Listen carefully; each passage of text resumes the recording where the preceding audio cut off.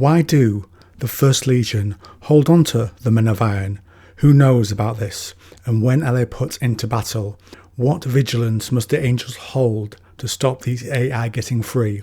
Friends, let's find out, and welcome to another 40k video. Out on the battlefield, they are given the name Exscindio, a type of battle automata. These are under the watch of the Iron Wing within the Dark Angels. Only a few senior members of the Angels know, plus the Lion and the Emperor. In aspect, they are described as towering metal behemoths, cast into an inhuman mould, a maelstrom of churning claws and gouts of arcane flame and radiation blasts. Often machines within 40k, like the members of the Mechanicum, appear cold and logical. These automata are somewhat different. Terms like mercy, we are told, are ignored by them. They take a vicious delight in the destruction they leave on the battlefield, perhaps letting out some of the anger within them for being shackled by the unforgiven for so long. And whilst chained into the service of the Emperor, the long-feared Silica Animus lives on in these beings with its dark intelligence, straining, watching, always trying to break free. These beings walk amongst the limited machinery in M40, are nightmares from old night wrought in a new form, and easy to keep captured as they are in their weakened state. They are still feared. Such is the risk of these machines from the Age of Darkness. They are kept in hidden vaults and only allowed. These captured Men of Iron are given relic weapons that give out such a high level of danger to organic users. Only these expendable, captive Men of Iron can use the weapons, which indicates the weapons are perhaps from the arsenal of the Angels, but not necessarily ones originating with the Men of Iron. We're talking multiple manipulator arms, phosphex canister launchers, a horrible nerve induction shredder, automatic pulse cannons, and a graviton flux projector. For protection of the Angels and these assets, they have an internal refractor field, and this is not easy to reach. It's buried within the thick armoured thorax of the Men of Iron as a first failsafe device. They are linked to several breaching charges, and if the unit suffers damage critical to it, or a code is sent from a Dark Angel handler, this field is then inverted, and it will tear the unit apart, so none can escape the care of the Angels. A sensible precaution. If critical damage is done to it, this might mean a risk of the Men of Iron getting free, and this precaution stops that.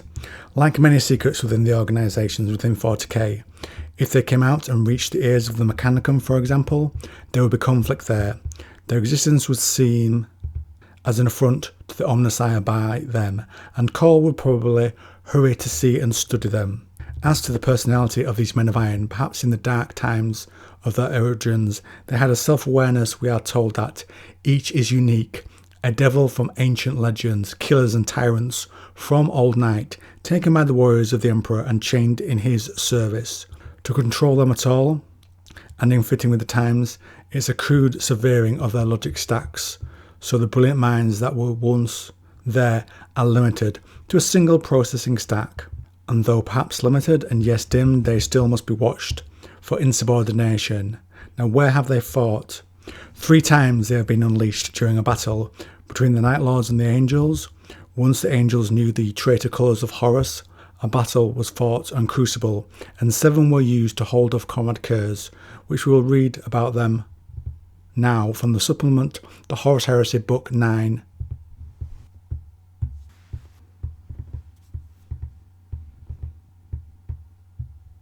Even with the Night Haunter cutting a path through the Dark Angel's lines, the Lion had not shown himself, and though they had demanded a high toll in lives, it seemed that the First Legion would be broken that day. The Night Lord commanders exulted in their apparent victory. Leaving the Night Haunter to the fringes of the battle, they gathered for the final assault on the broken stub of the fallen spire's central pillar. This is where much of the Dark Angel's host had fallen back to.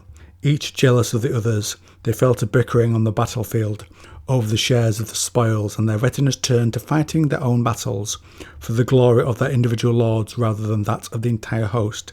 It was at this point that the Lion played his final trump card, the last strategy that offered him a hope of victory in the face of such things. He unleashed the Exscindio once more. Yet, rather than set them loose upon a battlefield haphazardly, he used his razor-sharp focus to find a specific task for the terrors of Old Night. He set them upon his brother and Conrad Curse himself. Even 7 such monsters could not defeat the Night Haunter, but they were enough to keep him at bay and occupied on the edge of the fighting, a flailing storm of destruction whose manic hate was a match for that of the Night Haunter. As those two forces of destruction met, the Lion finally revealed himself, striding forth at the head of the Deathwing, companions in their distinct bone-white armour. He fell upon the disorganised commanders of the Night Lords and set them to flight. Those foolish enough to stand against the Lion fell before his blade, and those that fled threw their warriors into confusion.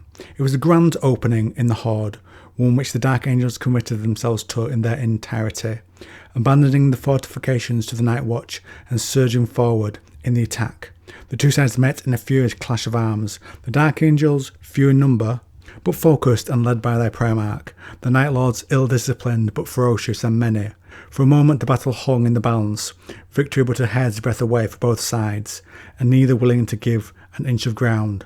Then the White Scars committed themselves to the battle at last, and the combined forces of the Loyalists were able to overcome the Night Lords. So we can see there the key position that the Exscindio or Men of Iron played in this battle.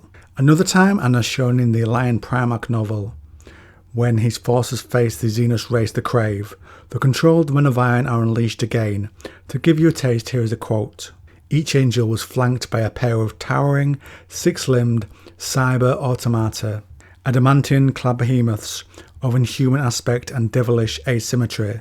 The things advanced ahead of the legionary, as though directly from the techno-horrified imaginings of Old Night. No blundering automata were these.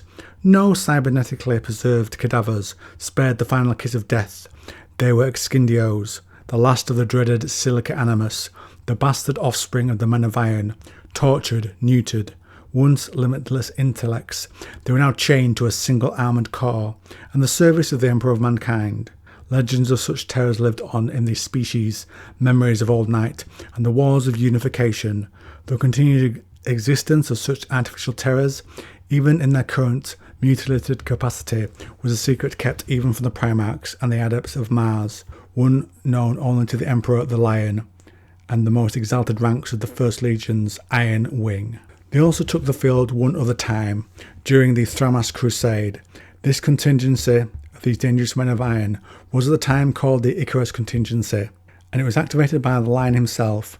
And we learn that this contingency was something agreed between the Master of Mankind and the Angels during the time of the Great Crusade, when for ammunition, armour and so much more, the forces of the Emperor would have to rely so much on their Martian allies.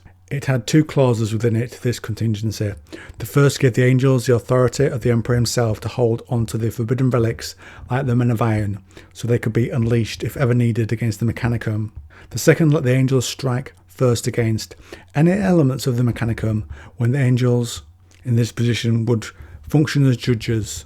They would do this when they thought the actions of the Mechanicum go against the interests of the Imperium. That's a very interesting element of authority attached to that given to the Angels. We are told this was used 8 times, but the details of most are gone. But we do have it for one. As the book explains, one example was when it was used so that Angels could move against the corrupted automata employed by the traitor Mechanicum of Phalatia during the Thramas Crusade. Now think on 2 things here.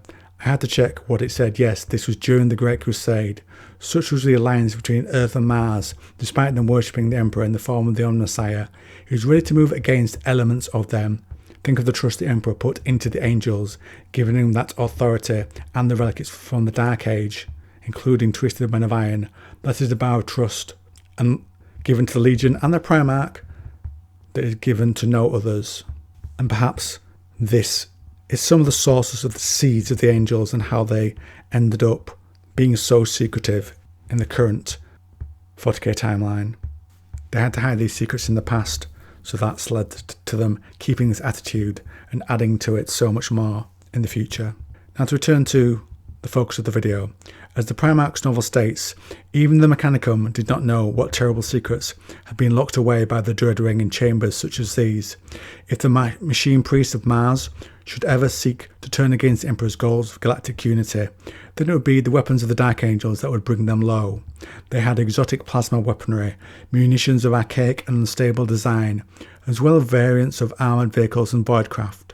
Further weapons, dangerous enough that they were sealed in a number of secret caches, including gene phages that would wipe all life from a planet in hours and force you to consider liking and subscribing, core-breaching magna munitions that could tear apart a planet from within, stockpiles of ancient silica vitae, the scourge of the nanite heretical to those on Mars.